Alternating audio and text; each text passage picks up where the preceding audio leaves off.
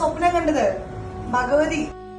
ഇന്നത്തെ ദിവസം എന്ന് പറയുന്നത് എന്റെ ലൈഫിൽ എനിക്ക് ഒരിക്കലും മറക്കാൻ പറ്റാത്തൊരു ദിവസമാണ്.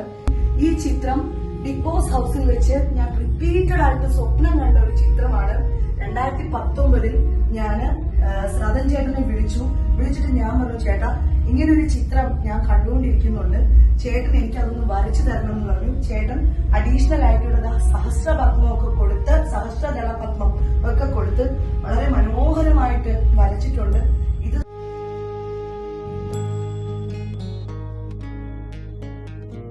ഇന്നത്തെ ഈ ധന്യമായ ദിവസം തന്നെ എന്റെ കയ്യിലേക്ക് അമ്മയെ കിട്ടിയത്, ഞാൻ അതിലുള്ള നന്ദിയും കൃതാർത്ഥതയും സദൻ ചേട്ടനെയും കുടുംബത്തെയും ഞാൻ അറിയിക്കുകയാണ്.